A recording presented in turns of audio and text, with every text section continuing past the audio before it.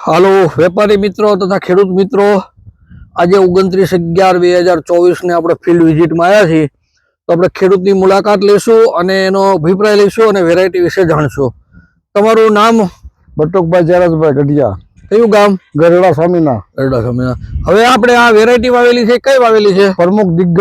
પ્રમુખ દિગ્ગજ વાવી છે. આ વેરાયટી તમને કેવી લાગી? આ વેરાયટી બહુ સારામાં સારી.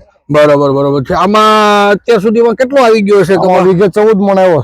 વીઘે 14 મણ આવ્યો અને હજી કેટલો આવે એવું દેખાય છે? હજી મને આ 20 થી 25 મણ આવે એવું દેખાય છે. 20-25 મણ.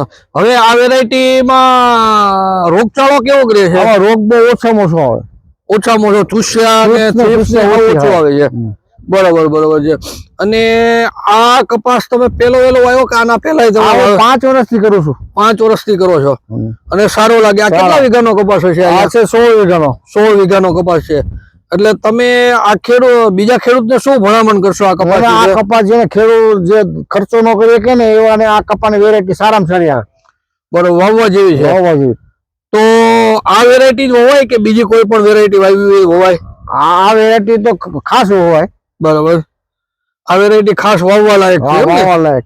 અને આ આપણે જે છોડ જોયો એવા બધા જ છોડ છે ને? એવા બધા આખું ફિલ્ડ ડૂબી ગયું. આ આખું ફિલ્ડ તમે જોઈ શકો છો. આ એકદમ નીચે નમી ગયેલું છે, ઝીંડવાના કારણે, વજનના કારણે. તમે જોઈ શકો છો આખું ફિલ્ડ. આ 16 વીઘાનો કપાસ છે, કમ્પ્લેટ.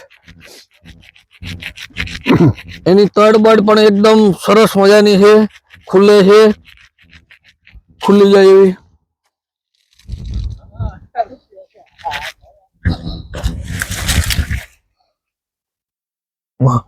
તો જે છોડ ઊંચો કરે એમાં પુષ્કળ ઝીંડવા છે. પછી થળીએ ઝીંડવા. હા, નીચેથી ઝીંડવા છે અને અંદર બધો કપાસ એકદમ ઠળી ગયેલો છે.